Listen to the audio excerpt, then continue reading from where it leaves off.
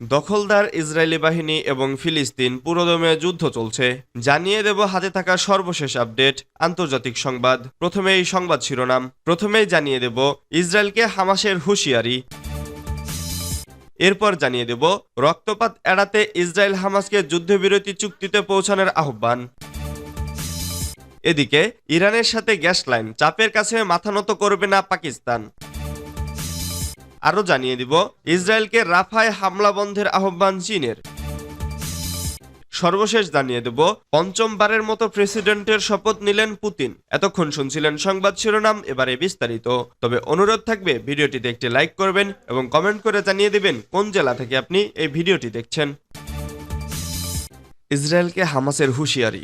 গাজা ভিত্তিক ফিলিস্তিনি প্রতিরোধ আন্দোলন হামাসের কর্মকর্তা ওসামা হামদান হুঁশিয়ারি উচ্চারণ করে বলেছেন যে রাফায় ইসরায়েলের সামরিক আগ্রাসন অব্যাহত থাকলে কোনো যুদ্ধবিরতি চুক্তি হবে না। বৈরুতে মঙ্গলবার এক সংবাদ সম্মেলনে হামদান এই মন্তব্য করেন। তিনি যখন সংবাদ সম্মেলন করছিলেন তখন হামাসের একটি প্রতিনিধি দল দোহা থেকে কায়রো গেছে যুদ্ধবিরতি আলোচনায় অংশ নিতে।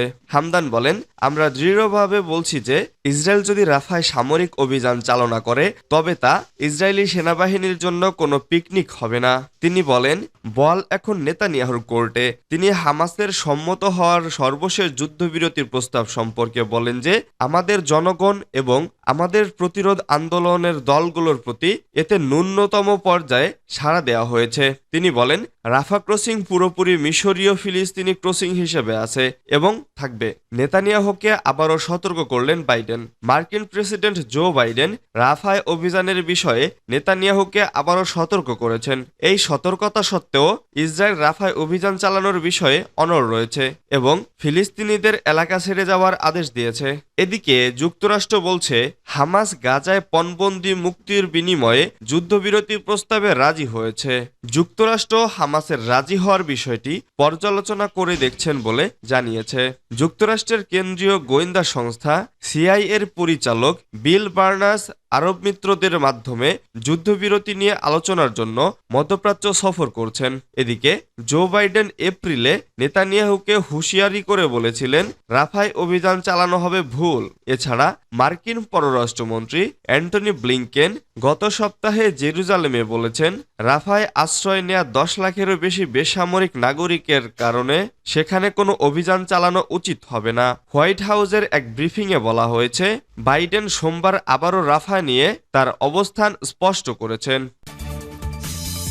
রক্তপাত এড়াতে ইসরায়েল ও হামাসকে যুদ্ধবিরতি চুক্তিতে পৌঁছানোর আহ্বান। জাতিসংঘ মহাসচিব অ্যান্তনিও গুতেরেস গাজায় ফিলিস্তিনি জিম্মি ও তাদের পরিবারের অসহনীয় দুর্ভোগ বন্ধে একটি যুদ্ধবিরতি চুক্তিতে পৌঁছাতে ইসরায়েল ও হামাসের প্রতি আহ্বান জানিয়েছেন। মঙ্গলবার জাতিসংঘ নিরাপত্তা পরিষদে তিনি সাংবাদিকদের বলেন, এখনই যুদ্ধবিরতি ও জিম্মি চুক্তি প্রয়োজন এবং ইসরায়েলকে অবশ্যই রাফায় উত্তেজনা বৃদ্ধি করা বন্ধ করতে হবে। তিনি বলেন, গাজায় শান্তির জন্য কয়েক সপ্তাহের তীব্র কূটনৈতিক তৎপরতা যদি যুদ্ধবিরতি না দেয় তাহলে তা হবে দুঃখজনক। জিম্মিদের মুক্তি নেই এবং রাফায় একটি বিধ্বংসী আক্রমণ হচ্ছে। গুতেরেস রক্তপাত বন্ধের প্রয়াসে ইসরায়েল ও হামাস উভয়কেই এখন একটি চুক্তি নিশ্চিত করার জন্য কোনো প্রচেষ্টা বাদ না দেওয়ার আহ্বান জানিয়েছেন। ইরানের সাথে গ্যাস লাইন, চাপের কাছে নত হবে না পাকিস্তান। পাকিস্তানের পররাষ্ট্রমন্ত্রী ইসহাকদার মঙ্গলবার বলেছেন ইরানের সাথে বিলম্বিত গ্যাস পাইপলাইন নির্মাণে তার দেশ পিছিয়ে আসবে না। যুক্তরাষ্ট্রের নাম উল্লেখ না করেই মঙ্গলবার এক প্রেস ব্রিফিংয়ে বলেন, আমরা কাউকে তাদের ভেটো ব্যবহার করতে দেব না। পাকিস্তান ও ইরান 2009 সালের জুন মাসে একটি গ্যাস ক্রয় ও বিক্রয় চুক্তিতে স্বাক্ষর করে। চুক্তির আওতায় পাইপলাইনের মাধ্যমে ইরানের দক্ষিণ পার্স ফিল্ড থেকে জ্বালানি শক্তিতে অভাবগ্রস্ত দেশ পাকিস্তান প্রতিদিন 75 থেকে 100 কোটি কিউবিক ফুট গ্যাস আমদানি করতে পারবে। ইরান যদিও 2011 সালেই দাবি করে যে তারা তাদের অংশের পাইপলাইনের নির্মাণ কাজ সম্পন্ন করেছে। পাকিস্তানি দিক থেকে এ বিষয়ে বিলম্ব হতেই থাকে। তা হয় মূলত যুক্তরাষ্ট্রের নিষেধাজ্ঞা আরোপের আশঙ্কায়। বাইডেন প্রশাসন বারবার বলছে তেহরান তাদের পরমাণু কর্মসূচির কারণে যুক্তরাষ্ট্রের নিষেধাজ্ঞার আওতায় আছে বলে তারা পাকিস্তান ও ইরান পাইপলাইনকে সমর্থন করে না।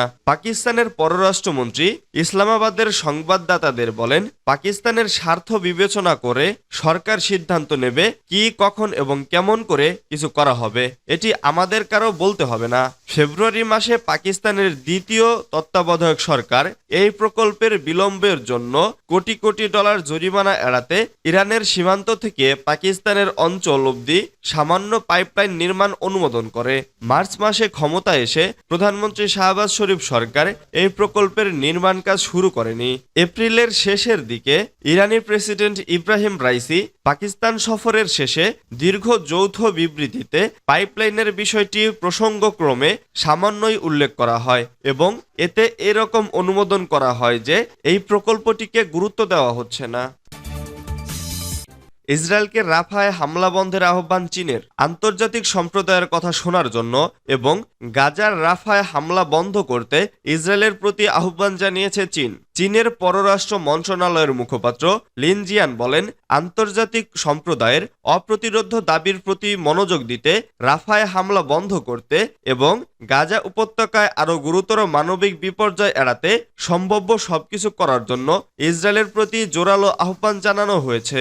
অন্যদিকে গাজায় টেকসই যুদ্ধবিরতির আহ্বান জানিয়েছেন চীনের প্রেসিডেন্ট শি জিনপিং।